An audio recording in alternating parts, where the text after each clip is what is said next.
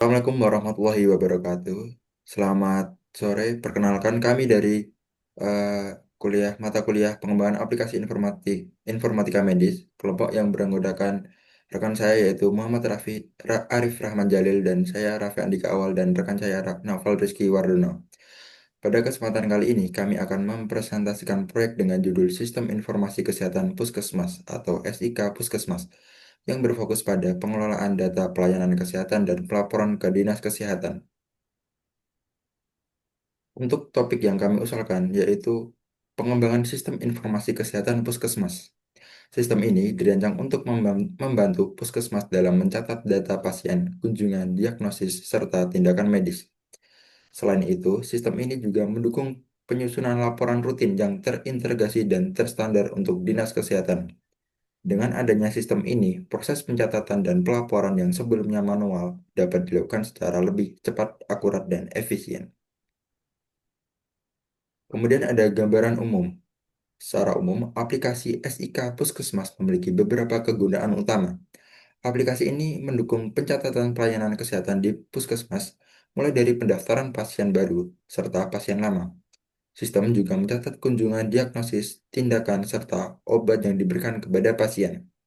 Data yang di data yang terkumpul dapat diolah menjadi laporan jumlah kunjungan pasien, penyakit terbanyak, dan laporan program kesehatan.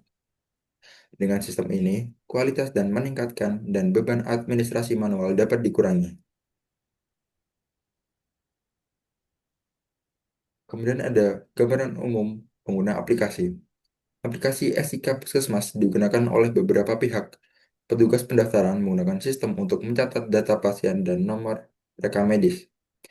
Tenaga kesehatan seperti dokter, perawat, dan bidang mencatat diagnosis dan tindakan medis. Petugas program dan pelaporan mengolah data pelayanan menjadi laporan kesehatan. Kepala Puskesmas menggunakan sistem untuk memantau rekap dan evaluasi pelayanan, sedangkan Dinas Kesehatan menerima laporan untuk pemantauan kesehatan wilayah. Kemudian akan dilanjut oleh rekan saya. Selanjutnya, slide ini menampilkan alur kerja aplikasi SIK Puskesmas.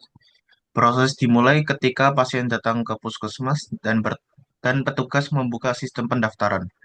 Sistem kemudian mengecek apakah pasien sudah terdaftar atau belum.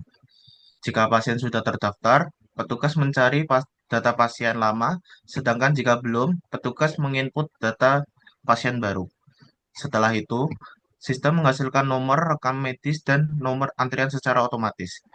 Pasien kemudian menjalani pemeriksaan di poli atau ruang pemeriksaan. Jika kunjungan terkait dengan program kesehatan tertentu, maka data program tersebut dicatat. Selanjutnya, seluruh data direkap, dibuatkan laporan, dikirim ke Dinas Kesehatan, dan ditampilkan dalam dashboard indikator. Alur ini memastikan pelayanan berjalan terstruktur dan terdokumentasi dengan baik. Selanjutnya, kebutuhan data. Untuk mendukung sistem ini diperlukan beberapa jenis data. Yang pertama ada data pasien, meliputi identitas alamat dan status kepesertaan. Yang kedua ada data tenaga kesehatan, mencakup identitas, profesi, dan unit kerja. Selanjutnya ada data kunjungan dan pelayanan pencatat, informasi pelayanan pasien di puskesmas. Selain itu terdapat data klinis dan program kesehatan seperti diagnosis, tindakan, obat, serta program KIA, imunisasi, dan gizi. Data pendukung seperti jadwal poli dan referensi diagnosis juga dibutuhkan agar sistem berjalan optimal.